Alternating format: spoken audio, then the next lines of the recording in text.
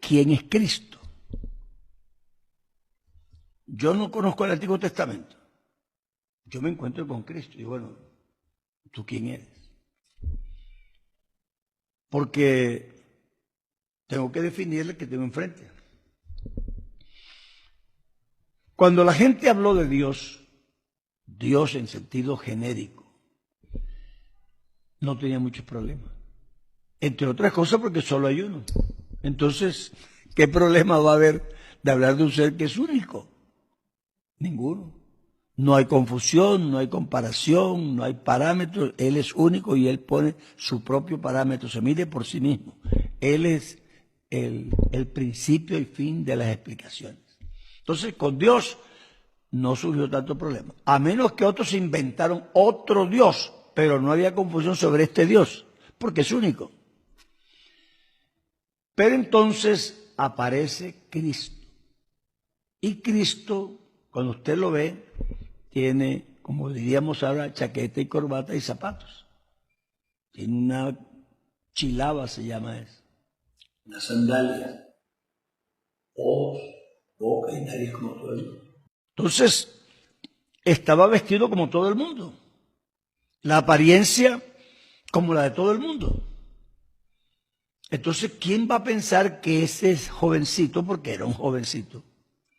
De hecho, la mayoría de edad en esa época era 30 años. Así que él apenas tendría 18, como diríamos hoy. Tenía apenas la cédula recién hecha, por así decirlo. Entonces era un muchacho. Y esos viejos señores vetustos de barbas blancas, con experiencia y abdomen grande, lo veían como un muchacho. Tú ni tienes 30 años, no tienes 50 años, ¿y qué nos vas a decir? Yo entiendo eso porque yo fui pastor muy jovencito. Y un señor como de 60, yo tenía como 15. Un señor de 60 me miró así. Me dijo, vea, jovencito, usted me va a decir a mí lo que debo creer. Yo no. Yo le dije, si usted le cree a los mayores, yo le traigo a algunos mayores para que le hablen. Y me dijo, bueno, por cierto que aquí tengo un libro escrito por mayores. Si quieren lo leemos. Y le mostré la Biblia, que está escrita por mayores. Así que Cristo no tenía apariencia sino de un hombre normal y corriente. Eso no tiene discusión. Es más, Jesucristo mismo lo reconoció en una discusión con los judíos, porque echaba fuera demonios. Ellos le dijeron, tú echas los demonios por el poder de Belcebú. Entonces él dijo, bueno, si yo los echo por Belcebú, ¿por quién los echan sus rabinos? Los enseñadores de ustedes echan demonios, ¿por quién los expulsan? Entonces les digo una cosa importante que yo quiero que usted apunte. Dice, vea, cualquier pecado contra el Hijo del Hombre tiene perdón. En otras palabras, bien merecido me lo tengo por presentarme con esta pinta. Como estoy vestido de hombre, me falta en el respeto y no puedo decir otra cosa, así que lo acepto, lo asumo. Yo tengo la culpa, me presenté como lo que no soy en realidad, pero necesito estar así. Entonces, ustedes me faltan el respeto y yo tengo que perdonarlos. Pero cualquier pecado contra el Espíritu Santo, es decir, contra Dios en su esencia original, no tiene perdón. En otras palabras, si ustedes supieran quién es el que habla contigo, las cosas serían diferentes. Eso siempre pasó. La samaritana hasta llegó a decir que me parece que eres profeta. Y eso es lo que algunos pastores o creyentes no se dan cuenta, que es que jugó tan bien el papel que parece otra persona. Él no es una persona, es un personaje. Entonces, él le dice a la mujer samaritana, si tú supieras quién habla contigo. ¿Con quién? Pues estoy hablando con Jesús de Nazaret, el hijo de María. Dice, no. si tú supieras quién es el que habla contigo, tú pedirías de él y él te daría agua viva. Así que ella se estaba siguiendo por la apariencia, como muchos están haciendo, pero no estaba comprendiendo. Si tú supieras quién es el que habla contigo, entonces tú pedirías de él. Los judíos les pasó lo mismo. El sitio más grande y sagrado que tenía la tierra era el templo. Porque el templo era así y Dios vivía ahí. Pero Jesús dijo, uno mayor que el templo está aquí. Así que no es que él vive ahí, como si estuviera alquilado. No. Él está diciendo, uno mayor que el templo está aquí. Cuando tú le dices a un judío, tú estás blasfemando. Porque la única cosa más grande que el templo es Dios. Para ellos el templo es un lugar sagrado. De hecho, tan sagrado que al lugar santísimo no entraba todo el mundo, solo el sumo sacerdote y una vez al año. Y tenía que entrar con un sacrificio, porque si no se moría. Entonces, el problema es Cristo. Todo en los primeros siglos, el primero y segundo, surgieron teorías, aún en el primer siglo, porque las cartas de San Juan realmente atacan esa idea de que Cristo no era carne real, que era como gnósticos, que Cristo no había venido en carne. Entonces él dice, cualquiera que no traiga esta doctrina, no lo recibáis en casa, ni le digáis hermanos. ¿Cuál doctrina? El que no cree que Jesús es venido en carne es anticristo. Así que la doctrina, fíjese lo que dice, que ha venido en carne. Así que si tú no crees que Él es Dios, tú vas a tener que creer que Él tuvo una preexistencia anterior para poder luego manifestarse en carne. Y eso sí ya es más grave. Entonces, la primera teoría fue esa. Eso se llama docetismo. Es decir, creer que Jesucristo solo es Dios, uñas, nariz, pelos, todo. Él fue las dos cosas. Pero tú no puedes negar que Él estaba en carne, porque si lo niegas, tú eres un hereje. Eso dice la Biblia, dice, el anticristo. Otros dijeron, no, Jesucristo es un hombre muy bueno y Dios lo adoptó.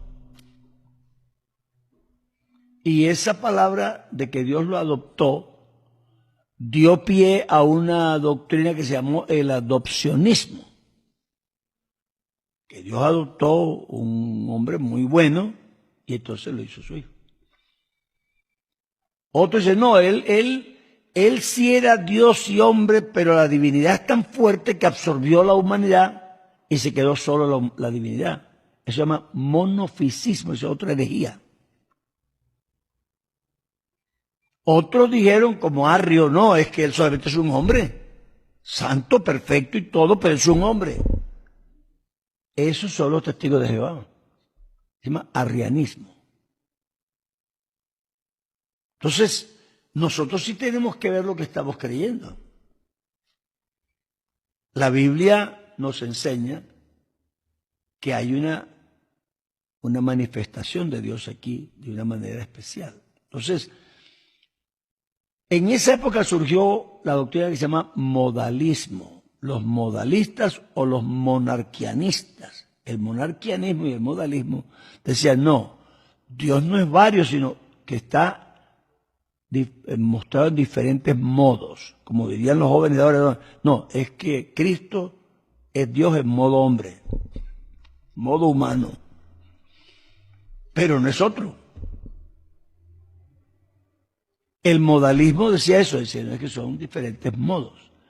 De hecho, la palabra persona, que se usa para explicar la Trinidad, originalmente no se usó como un individuo, porque la palabra persona era la máscara que se ponían los actores de teatro.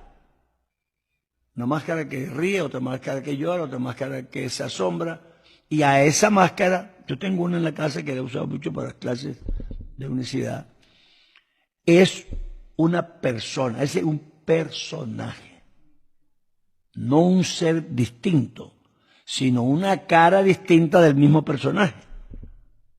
Entonces, estos planteamientos primarios hay que hacerlos para entender de qué vamos a hablar. ¿De qué vamos a hablar? Yo parto de la idea de que la Biblia dice que Dios es uno, desde el principio. Nunca Dios ha dicho que es dos, siempre es uno. Y esa verdad que está establecida indiscutiblemente, en el principio creó Dios, no los dioses. Los dioses no crearon. Nadie se ha atrevido a poner en la Biblia, en el principio los dioses crearon. Nadie, ningún traductor. Todos dicen, en el principio Dios. Y de ahí en adelante siempre se habla de un solo Dios. Cuando habla Dios o los representantes que él tuvo en la tierra, los profetas. Porque si buscamos lo que decían otros, eso es otra cosa. Pero la gente que era de Dios, habló siempre que Dios era uno. Entonces, todos los libros mosaicos y todos los libros históricos siempre hablan de que Dios es uno solo. En el Nuevo Testamento está establecido que Dios es uno. Así que tú no puedes tener a nadie, ni a Jesucristo, que diga que es Dios sin que sea ese único Dios que hay, porque no hay otro. Lo demás son un poco de malas interpretaciones o de enredos. Yo puedo enredar con explicaciones, no es que el versículo tal parece que dijera, no parece que dijera. Yo tengo establecido, bien establecido, escrituralmente, que Dios es uno. De ahí en adelante, cualquier personaje, cualquiera, que diga que es Dios, si verdad lo es, tiene que ser ese único, porque no hay otros, no hay dos. Y creo que esa es otra cosa que tenemos que establecer. Eso está establecido escrituralmente. Todos sabemos que Dios es uno. Aún los trinitarios no dicen que Dios es tres, dicen que es uno en tres personas. No se atreve nadie a decir que es más de un Dios. El politeísmo está mandado a recoger. Nosotros creemos en un solo Dios. Y ese Dios único no tiene reemplazo, ni tiene compañero. Dice, no conozco otro Dios fuera de mí. No hay otro. Yo soy el primero y yo soy el postero. Y fuera de mí no hay quien salve. Así que Dios dice claramente que no hay. Él no conoce otro Dios. Así que tampoco lo puedes conocer tú, porque Dios es omnisciente, lo sabe todo, lo conoce todo y no conoce otro Dios. ¿Cómo lo vas a conocer tú? No puedes. Así que si Jesucristo es Dios, no puede ser otro, porque es que solo hay uno. Y cuando uno dice que hay un solo Dios, es una verdad inamovible. Inamovible. Surgieron esas ideas tratando de explicar a Cristo. Y ahí está el problema.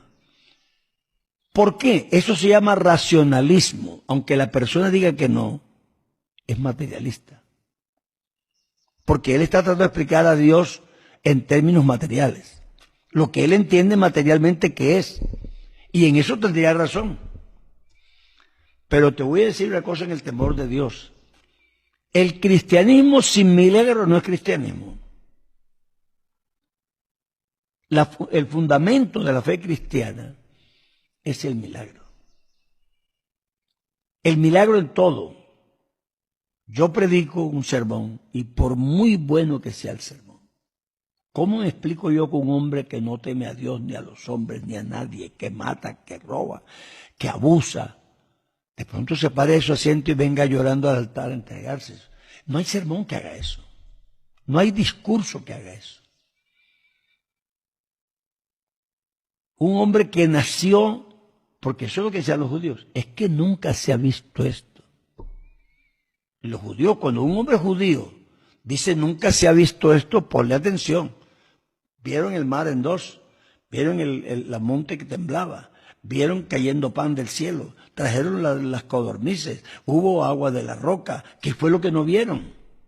El hacha flotó, el hijo de la señora que se resucitó. ¿Qué fue lo que no vieron? Pero ellos decían, nunca se ha visto esto. ¿Qué es lo que no se ha visto? Que un hombre que nació ciego, sin ojos, los ha visto. Nosotros hemos visto muchas cosas, pero esto no. Entonces, es decir, encontramos que en Cristo están pasando cosas que no son solo acciones extraordinarias, sino cosas nunca vistas. Un hombre que se queda paralítico por una enfermedad es una curación milagrosa, pero es una curación. Él tiene todos sus huesos, tiene sus tendones, tiene todo. Por alguna enfermedad, lo que sea, quedó mal, o un accidente. Pero un hombre que nace paralítico del vientre de su madre, cuyas piernas nunca han cargado el peso de su cuerpo. No sé si tú lo has visto, yo lo he visto. Las piernas se tuercen, los huesos se desfiguran porque nunca cargaron nada, los músculos no se desarrollan, están secos, no hay circulación buena, los tendones nunca se usaron. Bueno, de pronto un gran cirujano hace una cirugía y con una terapia de 3, 4, 5 años, de pronto. Pero que un hombre le diga, levántate y anda. Y se levante, no a intentar caminar, no a dar pasitos, no a que alguien lo ayude con las piernas, no. Se levantó saltando. Eso tiene explicación. Claro, un científico yo no espero que lo crea. El día que lo crea, él es un cristiano. Yo sí comprendo y le doy toda la razón, yo tampoco lo creía. Pero yo que lo he visto, ¿cómo hago? Porque de lo que sabemos hablamos y de lo que hemos visto testificamos. Tú dirás lo que quieras, pues yo lo he visto. Si no tengo dudas, lo he visto. Sé que Dios hace milagros. Dios no anda haciendo milagritos por ahí para entretener a la gente, no. Pero cuando se necesita milagro de cualquier tamaño, es que en realidad para Dios no existen los milagros. Los milagros son para nosotros, que nosotros llamamos milagros, lo que nosotros no podemos hacer o no se puede hacer los humanos. Pero para Dios no es nada imposible. Así que Él dice, ¿cuál milagro? Es un juego. Sí, dijo, haya luz, y iluminó todo un universo. Entonces, ¿qué hay difícil para Dios? Nada. Entonces, cuando hablamos de Cristo, estamos en esa esfera. En la esfera en que tú no puedes darle explicaciones racionales. Porque si no, te quedas sin cristianismo. Y la explicación de toda la gente, cuando trata de explicar a Cristo, cae en eso. ¿Cómo puede ser esto? Claro, no puede ser. Pero ¿y qué es lo que puede ser? Yo estuve enfermo de cáncer en la próstata. Y el doctor ni siquiera me ofreció quimioterapia. Ni siquiera una operación. Me dijo, ¿por qué quieres que haga ya, Torres? Y me hice un examen posterior después que oramos. Y tenía la próstata como la de un jovencito de 18 años. Entonces yo dije, ¿y qué explicación hay? Me dijo, no. Estarían equivocados los resultados, ¿qué más podía decir? Pero yo me la hice en 3 clínicas. No pueden estar equivocados los resultados. Entonces, estamos hablando de una religión donde el milagro es la esencia misma de la creencia. Y eso incluye a Jesucristo. Si tú quieres entender a Jesucristo, tú tienes que arrancar creyendo en el milagro. Porque la Biblia usa palabras muy simples, muy sencillas. Dice, el nacimiento de Jesús fue así. Estando María desposada con José, se halló que estaba embarazada del Espíritu Santo. Así de simple. No discute, no argumenta, no dice una verdad. Esto es así. ¿Lo quieres creer? Si no quieres creer, es tu problema. Porque el que se acerca a Dios debe creer. Eso dice la Biblia. Así que no se trata de que yo te convenza con argumentos. El que se acerca a Dios para entrar debe creer. ¿Qué debe creer? Que Dios existe y que premia a los que le buscan. Entonces, creo que estas bases fundamentales de la creencia cristiana son las que primero tengo que poner como fundamento para luego construir el edificio, porque si no, empezamos a discutir retazos que no saben qué se fundamentan. Yo tengo fama de ser racionalista, pero cuando llego ante Dios yo me quito el sombrero y digo, no, es que Dios no es racional. Claro, que sí hay un racionalismo trascendental. Alguien me dijo a mí, no, es que eso no es racional. Y digo, no, sí es racional. Lo que no es materialmente racional. Y creo que ese es el problema. El hombre cree que todo lo que él se explica materialmente es lo único que es racional, pero no. Lo racional básicamente es que es coherente. Lo racional no es que sea verdad o mentira, sino coherente. Yo pongo una liebre a correr con una tortuga y materialmente eso no hay discusión, ¿verdad? Pero entonces yo pongo unas bases matemáticas y entonces desarrollo un argumento coherente con el principio matemático. Digo, no, es que por cada metro que va la liebre, la tortuga medio. Y como el medio es infinito, nunca se le alcanza. Pero eso es racionalmente matemático, pero no material. En el material, en 2 segundos ya se la pasó. Pasa al revés con el mundo espiritual. Yo en la tierra cargo hasta, ponle 60 kilos. Y ya estoy viejo y me dice, no, hermano Álvaro, que 60 cargará 40. Y de pronto tiene razón. Y yo digo, no, pero yo puedo cargar 200 kilos. Y dice, hermano, ¿usted sabe que no puede? Sí puedo. Y no es mentira. Pero tengo que cambiar el escenario. Me voy para la luna. Allá no hay gravedad. La gravedad es la fuerza que ejerce la Tierra sobre los cuerpos físicos. Allá no hay gravedad. Entonces yo cargo 200 kilos. Así que eso sí es verdad. Y es racional, pero en unas bases distintas. Si tú quieres entender esto, hay que moverte a las bases de Dios, porque en el mundo material eso no es posible, pero en Dios todo es posible. Y creo que el problema básico es ese, que yo quiero todavía ser muy inteligente y explicar las cosas a mi manera en las bases en que yo las entiendo y como yo las fundamento. Y en eso racionalmente tengo razón porque es coherente. ¿Cómo va a tener una mujer un hijo sin un marido? No puede. Y eso, no creas tú que eres el primero que lo ha descubierto. La primera fue María. ¿Y cómo será esto si yo no tengo marido? Así que ella no era una tontita, ella sabía. Podía ser jovencita de la época pasada, pero sabía muy bien cómo se tenían los hijos. Y dijo, no, ¿cómo va a ser eso si yo no tengo marido? Entonces el ángel le dijo, te voy a explicar otra razón que no está en tu vida esa es una sin razón, pero en el mundo mío esto es razonable. El Espíritu del Señor vendrá sobre ti y te hará sombra. Y el santo ser que se va a engendrar en ti, que en ser será llamado Hijo del Altísimo. Esto es una explicación racional en el mundo de Dios. Es coherente. Porque no es posible que yo crea que Dios es todopoderoso y no puede hacer eso. Entonces, creo que es importante que estos principios que no son versículos, pero sí son las Escrituras, los entendamos. Porque si no, nos vamos a equivocar. Tratando de versicular la Biblia es la peor manera de explicar la Biblia. Entre otras cosas, la Biblia no fue escrita por versículos y capítulos. Nadie, esos capítulos los pusieron los hombres para ayudar a la lectura, para facilitar la lectura, para saber dónde quedé, por dónde voy, para ubicar dónde está tal tema. Pero los capítulos no existen. ni los versículos. Y cuando tú le das entidad a un versículo, tú ya quebraste la esencia misma de las Escrituras. No hay versículos porque no existen.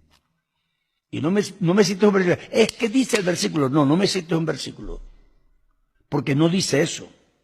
El versículo es parte de un todo y en ese todo tiene sentido. Pero no puedo inventarme una idea solo de un versículo, porque la peor manera de explicar la Biblia es versiculeando las Escrituras. Entonces, tenemos eso, todavía ese otro planteamiento, y es el lingüístico. No sé si tú has sentido esto, pero lo hemos sentido, por lo menos yo lo he sentido, y mucha gente lo ha escuchado que dice lo mismo. Tú dices a una persona, te quiero, pero tú sabes que te quiero no dice lo que tú estás sintiendo. Es decir, o te odio. Es decir, la palabra sabemos lo que significa, pero lo que representa no lo sabemos. Yo escuché un neurolingüista hace años, muy famoso. Entonces, cuando se habló del genoma, y bueno, la gran discusión del genoma, y qué bien que ya se descubre el genoma humano y tal, entonces le preguntaron a él, en una entrevista muy importante, en una cadena española, le dijeron, entonces, doctor, ¿cómo cuánto tiempo nos falta para nosotros hacer un cerebro? Ahora que ya tenemos, y él le dijo, no, eso está años luz. Por dos razones.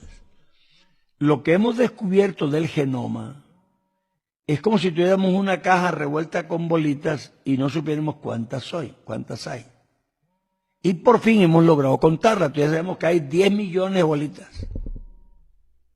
Lo que no sabemos todavía es qué hay dentro de cada bolita, ni cómo se interrelacionan. Entonces eso será otra carrera indefinida. Pero además, dice él, además, el cerebro tiene una parte digital y una que no es digital. La parte digital es la que nosotros estamos imitando, con los computadores, con todo eso. Entonces eso parece que estamos avanzando mucho. Pero esa parte que no es digital.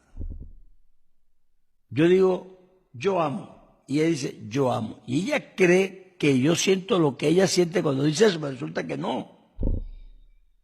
La palabra la hemos inventado, a veces que hay un sentimiento que uno siente por otra persona, pero cada persona lo siente distinto. ¿Entiendes? Me asusté. Bueno, cada quien tiene su susto. ¿Qué quiere decir me asusté? Nadie sabe. Solo sabe como una impresión negativa por algo.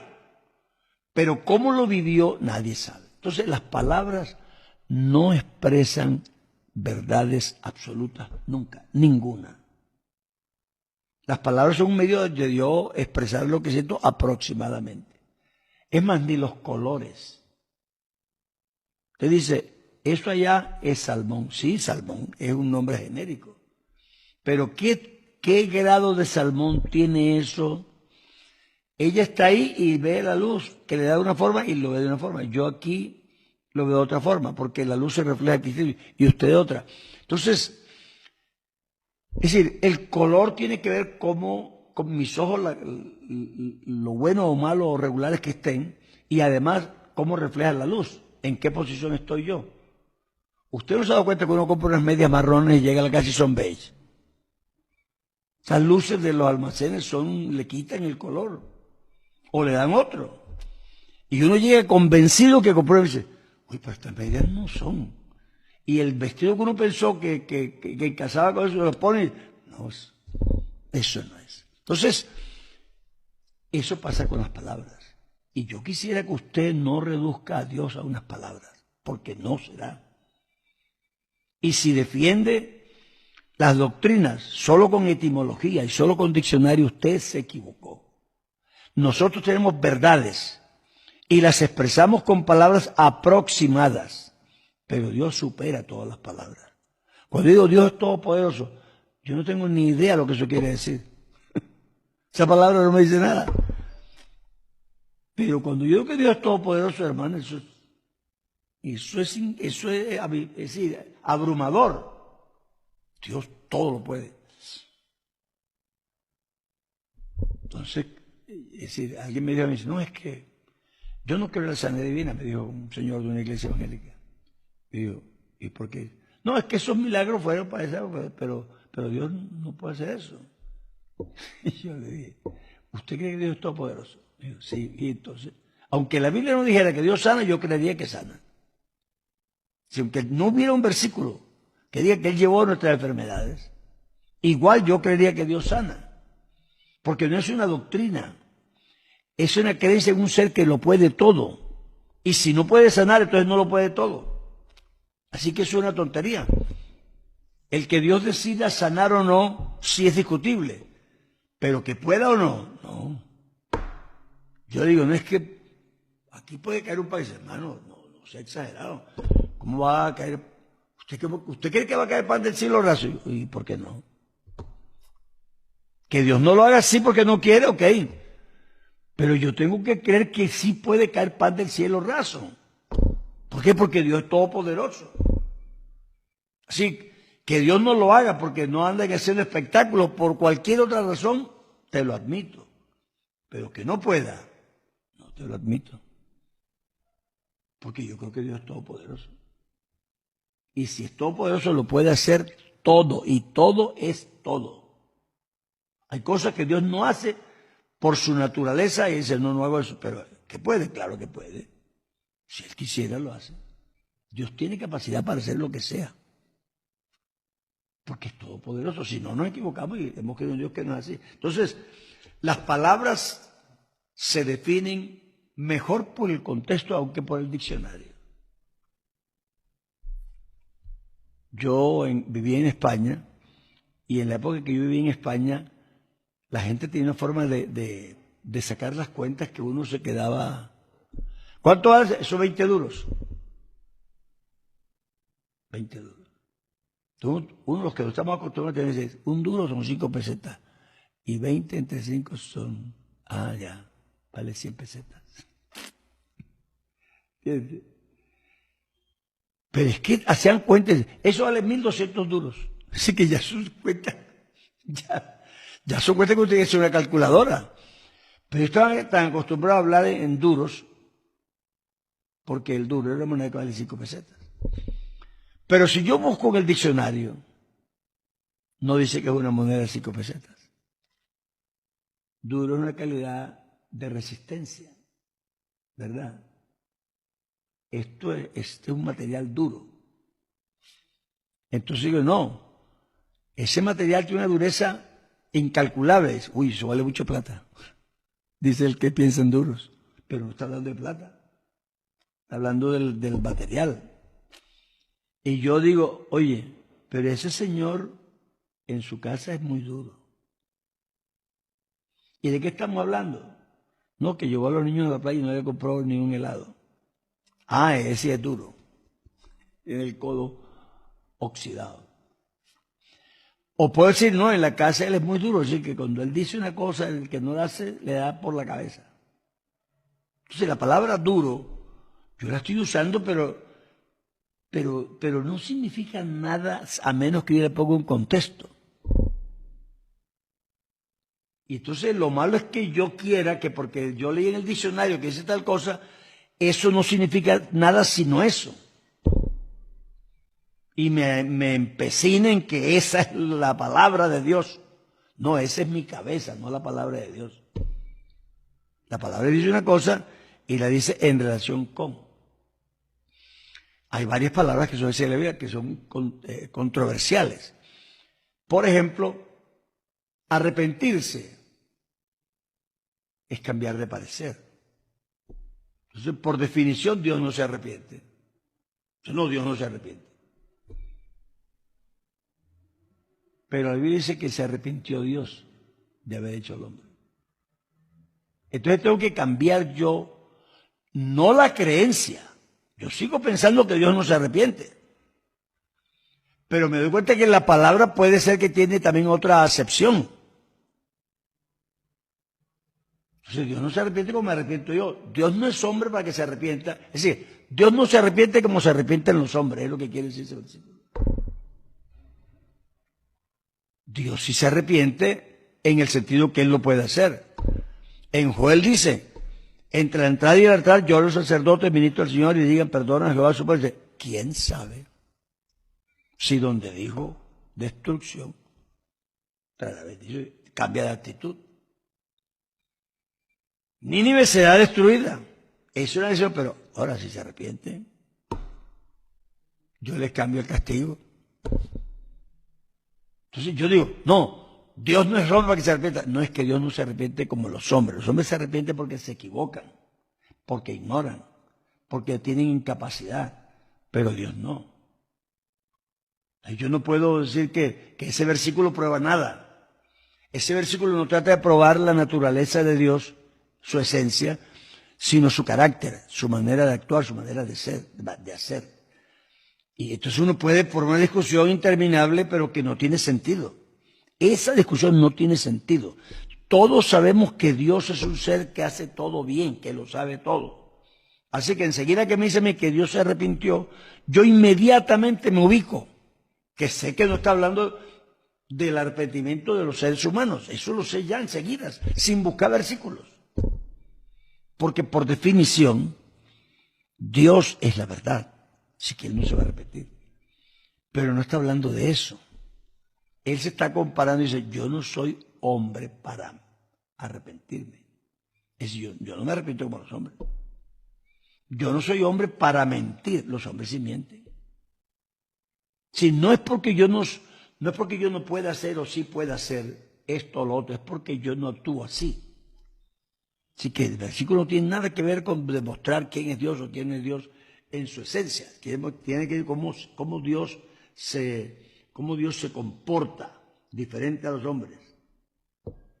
Entonces, es importante que nosotros tengamos un poquito de cultura gramatical, lingüística, para poder ubicar esas cosas. Si no, yo me voy a equivocar. Así que, pues este es el primer planteamiento, ¿de dónde vamos nosotros a fundamentar la creencia? Porque cuando yo leo un versículo, el versículo mío ni siquiera está en el original. Está o en el inglés, o en el alemán, o en el español, y ya es una traducción. Y casi nunca una traducción puede ser 100% fiel, es casi imposible. Pero yo tengo verdades establecidas. Y con esa verdad establecida es que yo voy a interpretar los versículos y no al revés. No hago los versículos para cambiar las realidades. No puedo. Yo voy a coger las realidades y tratar que los versículos, que el idioma diga lo que debe decir para definir esta realidad. Dios les bendiga.